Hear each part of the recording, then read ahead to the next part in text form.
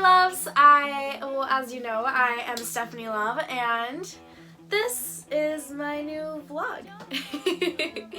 Anyway, I went online and got some interesting questions, and we're gonna have fun. Now, let's see. I don't know what question I'm gonna pull out. They're all like mixed up in here. You see, it's all mixed up. I don't know what's gonna come out of there, but we'll see. First question: would you let us hook up your recently played list on Spotify to the office speakers? Yes. I usually listen to what's trending and my own music and some artists that I just truly admire, local San Diego artists, some artists I've known when I was living in LA, all that good stuff. It's good music, fun times. There's certain songs I just can't stand to listen to, but that's a whole nother story. So, oh man. What would your perfect murder weapon be and why? I don't know if I should talk about this. Okay, so there's one question that people has asked me before. It has been, how would you prefer to die? And I know it's like a really odd question, but I always tell people, if it were my choice, I would die in my sleep. So I would say pillow? I don't know, peaceful. I mean, it's not so peaceful for a while, but you die peacefully? I don't know. I don't like the idea of dying in pain. That seems horrible to me. Yeah. Or, I mean, just a lot of pills.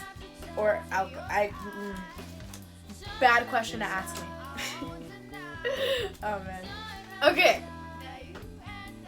Which animal would ever make the best type of president if the animal kingdom ever rises up and takes over? Ooh. A lion. Because, I only say lion because I really like lions, and I'm a Leo. How is writing for an artist different than writing for yourself? Writing for another artist, I sit down with them and I talk about what is it that they want to talk about in their music. What's the kind of message they want to relay to their audience? They're not my audience. That artist knows their audience better than anyone else. As a singer-songwriter, I'm very big on, there's a message I always want to put out there. I've actually written some songs for other people. Well, co-wrote some songs for other people that had straight up came up to me and said, I don't know what to do. I mean, I have a song here, but I don't know what to do. It's all over the place. So I sit down with them and we talk about it, and it comes out to be this amazing, beautiful song. It's unfortunate that some of those songs have never gotten released, but the fact that I had that experience, it really warms my heart that they came up to me and asked me for help. So, yeah, that was always fun. Alright.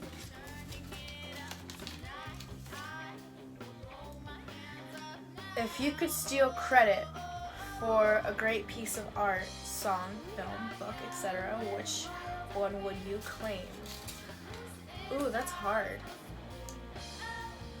I don't know. I would have to say Scars to You're Beautiful. Why? Because I support Nita.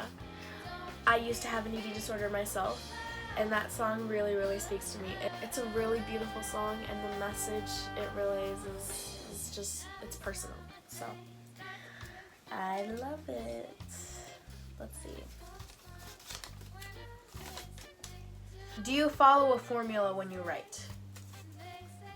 That is a very difficult question. If you mean, If you mean following a formula by following a structure, then yes, I do follow structure when I write. But this is the one piece of advice I give every single songwriter that's asked me for advice. Learn the rules and break them.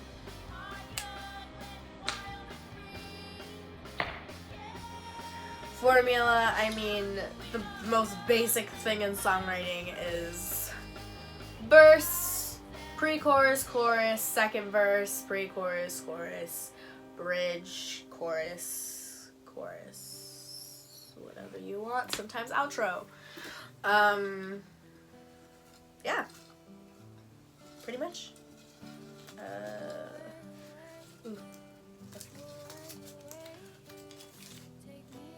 When do your ideas come to you? Usually it has no on and off switch. When I think of something, it just happens, and I need to get a pen and paper right away, or do a quick little voice memo. It's nice when I get a lot of my ideas when I'm driving, which is true, but it's also bad. But yeah. Yeah, there was one song that I wrote because I was very, very upset because my car got broken into. And when all of that happened, it was insane because I was driving on the 405, stuck in traffic. It was pouring. There was plastic on my window. It started coming off. I was literally crying. And I started thinking of a song. I started thinking of a song. And when all of that happened, Jesus, oh my goodness. So, okay, so my car got broken into.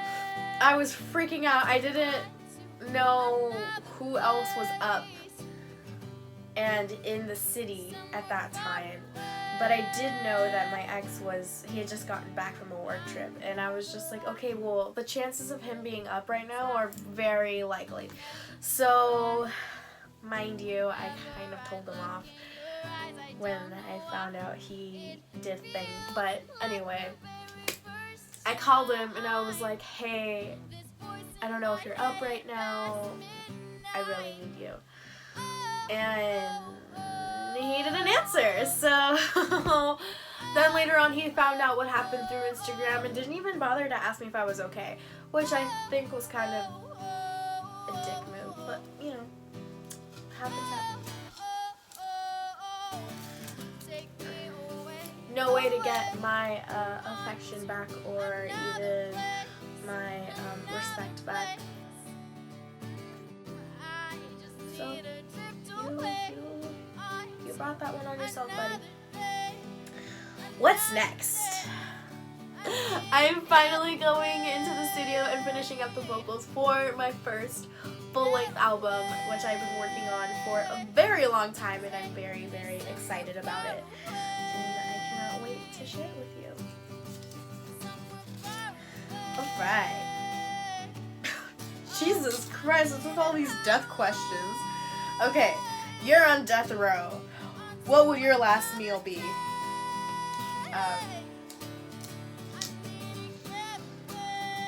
Well, clearly I wouldn't care about being vegetarian or vegan or not even caring about the fact that I'm lactose intolerant, but a taco de adobada, mulita de carne asada, and anticuchos. Yeah, pretty much. Anticuchos, if you don't know what that is, it's a Peruvian dish. Well, kebab. I'm not gonna tell you exactly what it is. I'll let you guys research that one for yourself. But if you guys didn't know, I'm Mexican and Peruvian. Surprise! Alright. Do you consider Monopoly to be a game that you would play with your friends or enemies? Yes. No, but seriously though, I would play it with anybody. It just feels really great if I were to play it with my enemies, because then I could just do like, in your face. Which song did you ever have the most trouble writing? Oh man. It was a very political song, and it just was something I wasn't too comfortable talking about, but at the same time I also felt the need to have to write this, not only because it was political, but also because it was talking about the walls that our dear president wanted to put up. And I'm Latina, like I couldn't just be a bystander. I had to do something in my power, and if that meant writing a song for it and starting some kind of movement or help somebody start a movement, because it wasn't even a song for me, it was a song for somebody else, but putting my efforts into starting a movement for that, then I was all for it. I couldn't say no to it. So, yeah. I'm not really big on politics. I don't like politics. What would your autobiography be called? The Novela of Stephanie Love. No, just the Novela of Stephanie. Pretty much. I'm serious. My life is a soap opera. Alright. Why did you decide to become a songwriter? That's actually a funny story. I originally never wanted to be a songwriter. I never wanted to be anything more than just a singer. But, you know, we live in a time now where you have to wear like a million hats, and it's great! Not really, but it's great! But seriously though, I wanted to just be a singer, and I started writing at a very young age. I didn't consider myself to be a songwriter. So I got one of my poems published when I was 14. I wrote it with a friend, and that's what gave me the confidence to start writing. So I did it. And then I wrote Ocean. I'm sure many of you have already heard it. Yes, that was the first song. And after that, I think it was something my professor had said. No, it was something my professor had said at the time. He said, if you're sitting on a song that you know could be a hit, why have you not recorded it yet? So I was just like, oh man, I got this song, it's so good. I mean, I'm not gonna say it's a hit, but it's good. And so I went up to him and I told him, like, you know, I have this song and I want to record it. I don't know what to do, I don't know where to go. And then he introduced me to my first producer. He also told me, you know, the song that you have is really good and you should attend ASCAP. So I attended the ASCAP Expo. And from there it was history. After that, after going to that place, that's when I woke up one day and I was just like, I'm a songwriter. That's what I do, that's what I love, that's who I am. And there's a lot more to that, but one question at a time. How would you describe your job to a child? Okay, so I have many jobs. I do a lot of things. I actually write songs and I sing them too. You could find some of my music on Spotify. That's the time when they're usually like, wait, what? Yeah, because I've explained this to children before. And then another part would be, I teach people how to do flips. Simple, right? And then also, that's as far as I could get to explaining one of my many jobs.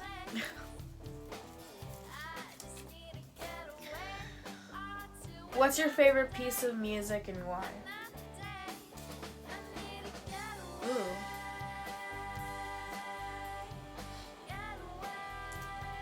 Back to Black by Amy Winehouse.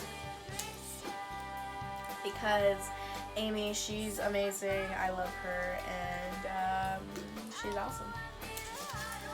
Well, also because I really like the song. Like, I could play that song all day, every day, and sing along with it and have no issues with it. I love that song.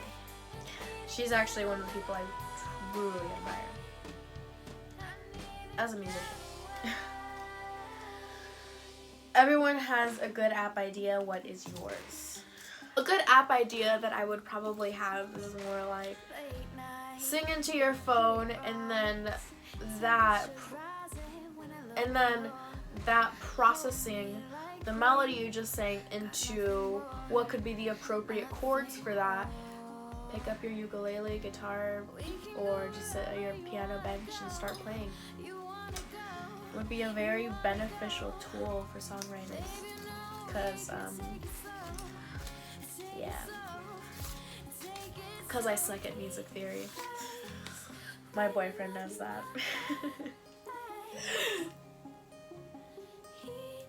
A 6-year-old child asks you if Santa Claus is real. What would you say? Of course! Man, I used to get presents from Santa all the time, and then I got older, and then he stopped bringing me presents, and being an adult sucks.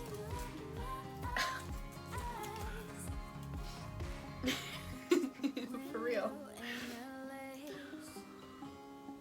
What's the wildest thing that's ever happened to you while working on a song? I don't know about wild, but I would have to say the thing that really stands out to me while working on a song was probably when I was working on Temperature.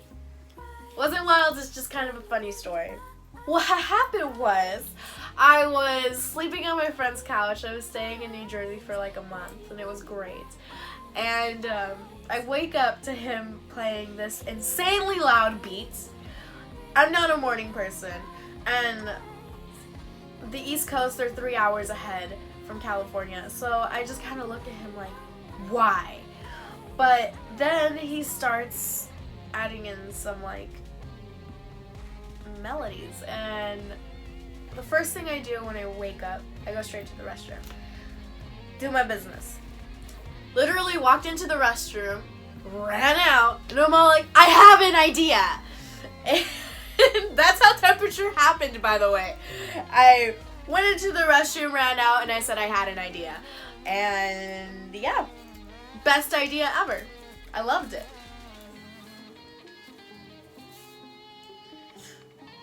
Which song have you written is your favorite and why? That's easy. So, I kind of have two favorites for two reasons. My favorite one was Beautiful Disaster for a very, very long time. I can't really go off and tell you I just sat down and wrote a song. I wrote a song about my past relationship with somebody I was deeply in love with. And ironically, it wasn't the first time I felt that. So, Beautiful Disaster is a very personal song for me. My other favorite is Unfriended. I went into the studio, I was in LA the first time I was writing with this person, and we were writing a completely different song, and then I was telling him, like, you know, I don't know what to do with this. I recently came up with this little song, this little snippet of a song, but I don't know what else to write. And he's just like, well, let's record it. And then I'll send you the track, and maybe you could just play with the track a little bit more, and then something will come to you. And I was just like, you know what, that's genius. So let's do it. Unfriended was written because this guy tried to say, I'm sorry. And when he said, I'm sorry,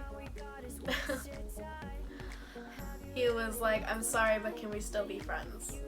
I know, right? So my response was Unfriended. Anyway, so this is my first vlog video.